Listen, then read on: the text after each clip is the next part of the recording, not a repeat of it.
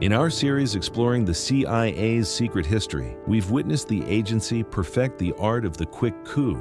In Iran, they toppled a government in 3 days. In Guatemala, they refined their playbook for corporate interests. But what happens when a covert operation spirals completely out of control? What happens when the CIA, an agency built for stealth and surgical strikes, finds itself fighting a conventional war in the jungles of Southeast Asia for over a decade? The answer is Vietnam. This wasn't a swift regime change or a proxy battle fought from the shadows. This was the CIA's longest, costliest, and most controversial war. A conflict that would forever transform both the agency and the nation it served. This is the story of how the CIA went to war in Vietnam. It's the story of how the agency, blinded by Cold War paranoia and cultural arrogance, helped plunge the United States into a conflict that would claim the lives of 58,000 Americans and millions of Vietnamese. Using Tim Weiner's Legacy of Ashes, declassified government records, and the testimonies of the men who fought this secret war, we will explore every dark chapter of the CIA's involvement in Vietnam, from the creation of a puppet state to the assassination of an American ally, from a brutal program of targeted killings to the final humiliating evacuation from Saigon. This is the story of how the CIA's secret war became America's war, a tragedy of hubris, ignorance, and deceit that would haunt the agency for decades. By the end of this video, you will understand that the Vietnam War was not just a military conflict that went wrong. It was a CIA war from its very inception, a war built on lies, sustained by assassination, and lost through sheer arrogance. If you believe that understanding these hidden histories is crucial to comprehending the world today, then support our mission. Like this video and subscribe to Strategy Codex. Your engagement makes this deep dive into classified history possible.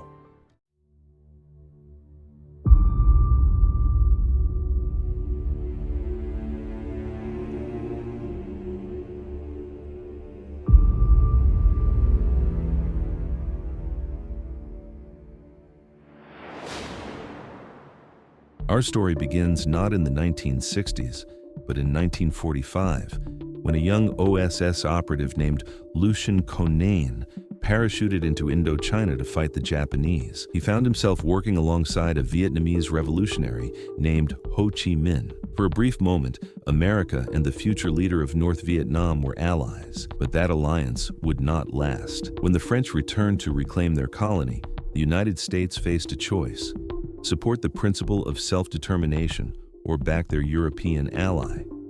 They chose France, setting the stage for decades of conflict. The real CIA involvement began in 1954, after the French suffered their devastating defeat at Dien Bien Phu. The Geneva Accords partitioned Vietnam into a communist north and a non-communist south, with elections scheduled for 1956 to reunify the country. But the CIA had other plans. Under the command of the legendary operative Edward Lansdale, fresh from his success in the Philippines, the Saigon military mission was given an extraordinarily broad charter. Ed, do what you can to save South Vietnam. This wasn't just about supporting an existing government. The CIA was tasked with building a nation from scratch. Lansdale and his team went to work with unprecedented resources and authority.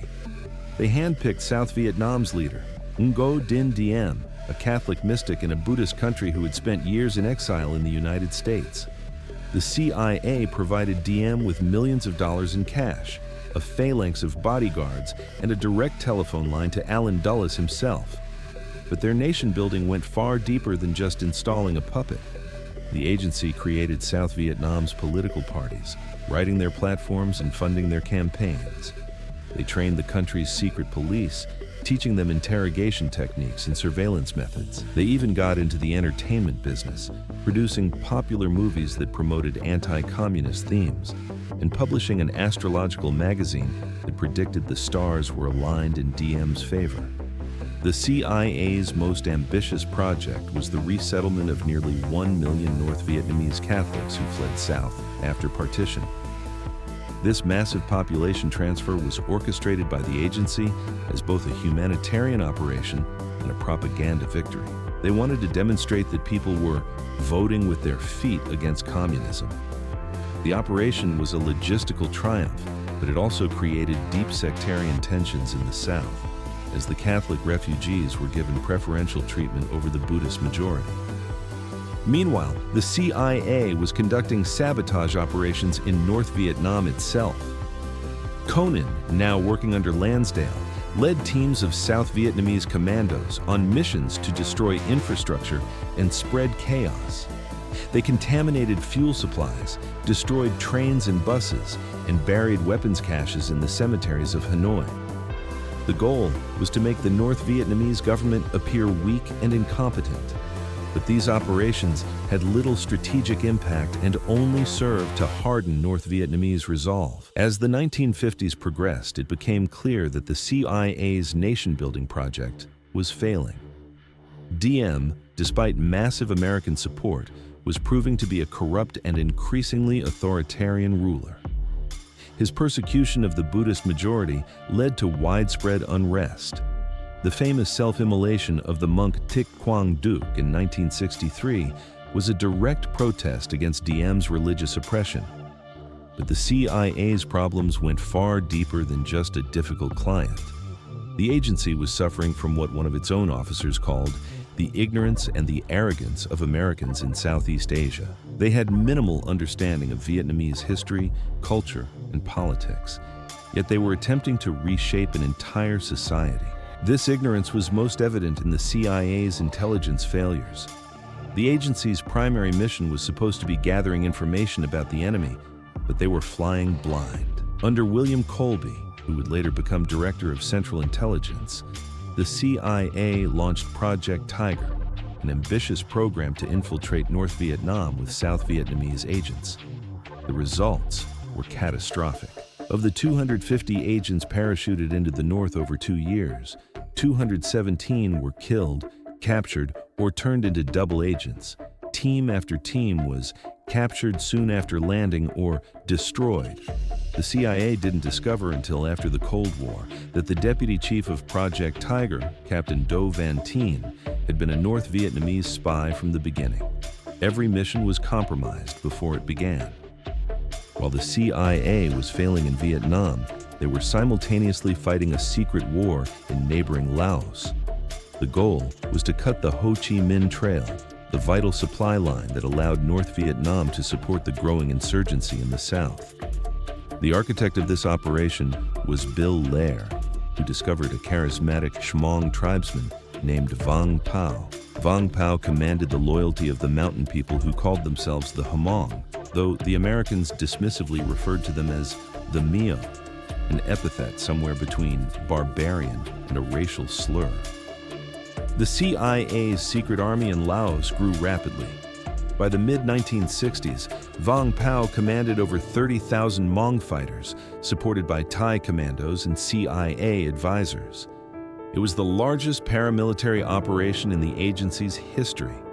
The CIA provided weapons, money, radios, and most importantly, air support. Their pilots, flying unmarked planes, conducted thousands of bombing missions against the Ho Chi Minh Trail. But the war in Laos was a brutal, grinding affair. Entire Hmong villages were wiped out, and the trail kept functioning. The CIA was learning that air power alone could not win a guerrilla war. Back in South Vietnam, the situation was deteriorating rapidly. By 1963, it was clear that Diem had become more of a liability than an asset. His government was corrupt, his military was ineffective, and his persecution of Buddhists was creating a public relations nightmare for the United States. A group of South Vietnamese generals, led by Duong Van Minh, began plotting a coup. They reached out to the CIA for support, and the agency's man on the inside was Lucien Conan, the same operative who had worked with Ho Chi Minh in 1945. Conan, known as Black Luigi for his Corsican appearance and gangster-like demeanor, had maintained close relationships with the South Vietnamese military throughout his years in Saigon. The generals trusted him, and he became the secret conduit between the plotters and Washington.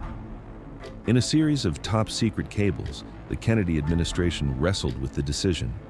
They wanted Diem gone, but they also feared the chaos that might follow. Finally, on August 24, 1963, the State Department sent Cable 243, giving the green light for the coup. The message was clear. The United States would not oppose a military takeover if it had a reasonable chance of success. The coup began on November 1, 1963. Conan was at the Joint General Staff Headquarters, serving as the American liaison to the plotters. He carried a briefcase containing $42,000 in cash, emergency funds for the new government. The generals moved swiftly, surrounding the presidential palace and demanding Diem's surrender. But Diem and his brother Nu had escaped through a secret tunnel and taken refuge in a Catholic church in the Chinese quarter of Saigon. The next morning, they agreed to surrender in exchange for safe passage out of the country. But when they were picked up by an armored personnel carrier, they were brutally murdered in the back of the vehicle. The exact circumstances of their deaths remain unclear, but it's certain that the generals had decided their former president was too dangerous to leave alive. President Kennedy was reportedly shocked by the murders. In a private memo dictated just 3 days before his own assassination, he said, "We must bear a good deal of responsibility for it." The way he was killed made it particularly abhorrent. The United States had gotten rid of a troublesome ally, but they had also destroyed the last vestiges of legitimacy for the South Vietnamese government. From that moment on, South Vietnam was clearly an American puppet state, and the United States was inextricably committed to its survival. The coup against Diem plunged South Vietnam into political chaos. A succession of military governments followed, each one more corrupt and incompetent than the last. The Viet Cong, sensing weakness, intensified their insurgency. By 1964, it was clear that South Vietnam was losing the war. President Lyndon Johnson, who had inherited the Vietnam problem from Kennedy, faced a stark choice: escalate dramatically or accept defeat. He chose escalation, and the CIA's secret war became America's war. But even as regular American forces poured into Vietnam, the CIA continued to fight its own parallel conflict. The agency's role evolved from nation-building to full-scale warfare. CIA paramilitary forces grew exponentially, and the agency began conducting its own combat operations independent of the military. But the CIA's most infamous contribution to the Vietnam War was yet to come: the Phoenix Program. Launched in 1967 under the direction of William Colby, Phoenix was officially described as a program to neutralize the Viet Cong infrastructure. The theory was sound. The insurgency depended on a network of tax collectors, political cadres, and village chiefs who provided intelligence, recruits, and supplies. If this infrastructure could be destroyed, the insurgency would collapse. But in practice, Phoenix became a program of systematic assassination and terror. The CIA and their South Vietnamese partners compiled blacklists of suspected Viet Cong sympathizers. These lists were often based on unreliable intelligence, personal vendettas, or simple mistakes. Once someone was on the list, death squads would hunt them down. There were no trials, no due process, no appeals. People were arrested in the middle of the night, tortured for information, and then executed.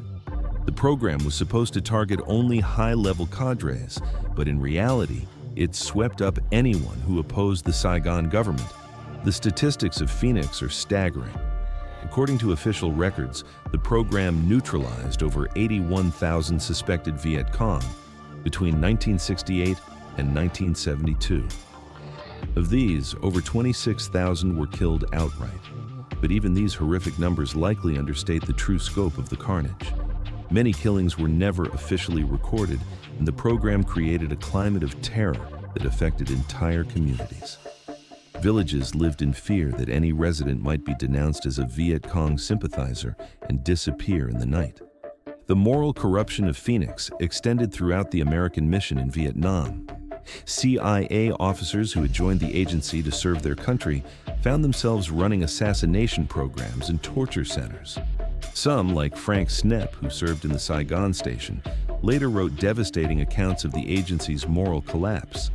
The line between fighting communism and becoming the very thing they claimed to oppose had been completely erased. But even Phoenix could not turn the tide of the war. The Tet Offensive in January 1968 shattered the illusion that the United States was winning. Although American and South Vietnamese forces repelled the attacks, the sheer scale and coordination of the offensive proved that the enemy was far from defeated. The CIA's intelligence had failed again. They had completely missed the preparations for the largest military operation of the war. The war dragged on for 7 more bloody years. The CIA continued to fight its secret wars in Laos and Cambodia, and it continued to prop up the corrupt government in Saigon. But it was a losing battle. American public opinion had turned against the war, and even the most hawkish officials were beginning to accept that victory was impossible. The Paris Peace Accords of 1973 provided a face-saving exit for American forces, but everyone knew it was only a matter of time before the South Vietnamese government collapsed. That collapse came in April 1975. The North Vietnamese army launched its final offensive, and the South Vietnamese military disintegrated. As communist forces approached Saigon, the CIA began a frantic evacuation of American personnel and their Vietnamese allies. The scenes at the American embassy were chaotic and heartbreaking. Desperate Vietnamese who had worked for the Americans climbed the embassy walls, begging to be taken to safety. Many were left behind to face an uncertain fate under the new regime. The CIA station chief, Tom Polgar, sent his final cable from the roof of the embassy as the last helicopter lifted off. This will be the final message from Saigon Station. It has been a long and hard fight, and we have lost. Those who fail to learn from history are forced to repeat it. Let us hope that we will not have another Vietnam experience and that we have learned our lesson. Saigon signing off. The fall of Saigon was the final humiliating chapter in the CIA's long and bloody involvement in Vietnam. The agency had gone to Southeast Asia to build a nation and stop the spread of communism. It had failed catastrophically on both counts. It had assassinated an ally, created programs of mass murder, and helped plunge the United States into the longest war in its history. The human cost was staggering. 58,000 American dead, over 3 million Vietnamese casualties, and an entire region destabilized for decades. The legacy of Vietnam would haunt the CIA for generations. It was a searing lesson in the limits of covert action and the dangers of cultural arrogance. The agency had learned that it could not build nations through assassination and terror, and that when it tried, the consequences could be catastrophic. Vietnam showed that the CIA's greatest enemy was not foreign communism, but its own hubris and ignorance. The Vietnam War was the CIA's longest and bloodiest conflict, a war that revealed the dark heart of American power. It was a war built on lies, sustained by assassination, and lost through sheer arrogance. And it was a war that would forever change how Americans viewed their government and its capacity for both good and evil. What do you think about the CIA's role in Vietnam? Was it a necessary fight against communist expansion or a tragic example of American imperialism? Share your thoughts in the comments below. And if you want to continue exploring the hidden strategies that have shaped our world, make sure you subscribe to Strategy Codex and hit the notification bell. Our series on the CIA's secret history continues with more shocking revelations. Subscribe so you don't miss what comes next. Keep questioning and keep seeking the truth.